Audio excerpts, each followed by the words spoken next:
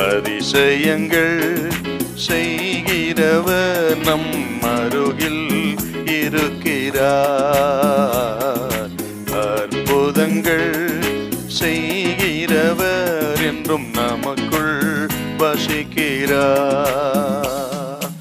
யோவான் சுவிசேஷம் நீங்கள் 5ஆம் அதிகாரத்தில் 1 முதல் 3 வருஷத்துக்கு கொஞ்சம் வாசிப்பான். இவைகளுக்கு பின்பு யூதருடைய பண்டிகை ஒன்று வந்தது. அப்பொழுது இயேசு எருசலேமுக்கு போனார்.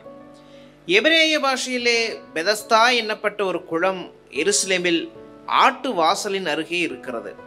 அதற்கு 5 மண்டபங்கள் உண்டு. அவைகளிலே குருடர், சப்பானிகள், சூம்பின உறுப்புடையவர்கள் முதலான வியாதிக்காரர் அநேகர் படுத்திருந்து தண்ணீர் எப்பொழுது கலங்கும் என்று காத்து கொண்டிருப்பார்கள். அந்த காலத்துல அவர்களுக்கு ஒரு நம்பிக்கை இருந்தது. ஒரு நிகழ்ச்சி நடந்ததாக யோவான் சொல்றார். தூதன் ஒருவன் எப்பொழுதாக ஒருவன் திடீரென்று தோன்றி அந்த குளத்தை கலக்குவான், தண்ணீரை.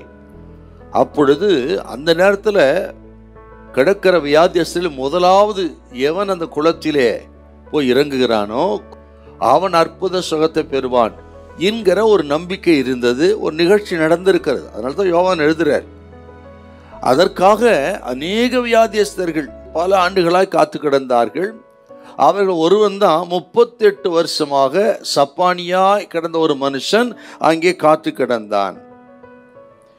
இப்படி வியாதியஸ்தர்கள் படுத்து கிடந்த அந்த இடத்தை, அந்த குளத்தை தேடித்தான் ஆண்டவர் இயேசு வந்தார். அவர் அரண்மனைக்கு போகவில்லை, எருசலேமில் மாளிகைக்கு போகவில்லை, ஐஸ்வர்யவான்கள் வீட்டிற்கோ அல்லது அலங்காரமான இடத்துக்கோ அல்லது நல்ல பசும் சோலைக்கோ போகலுங்க. வியாதியஸ்தர் படுத்து கிடந்த இந்த குளத்தை தேடி வந்தார் என்றால் இயேசு கிறிஸ்துவனுடைய ஏக்கம், வாஞ்சை, விருப்பமெல்லாம் வியாதியஸ்தருக்கு சுகம் தர வேண்டும், பாதிக்கப்பட்ட மக்களுக்கு சுகமளிக்க வேண்டும், பாவிகளை ரட்சிக்க வேண்டும் என்று தான் அவர் நோக்கம், வாஞ்சை, விருப்பம். ஆகவே தான் இவர்களை தேடி வந்திருக்கிறார். இதை கேட்கிற அருமையான கத்திரி பிள்ளைகளே, பாதிக்கப்பட்டிருக்கிற வியாதியஸ்தர்களா நீங்க, அல்ல தேவனை விட்டு தூரமாக போயிருக்கலாம்.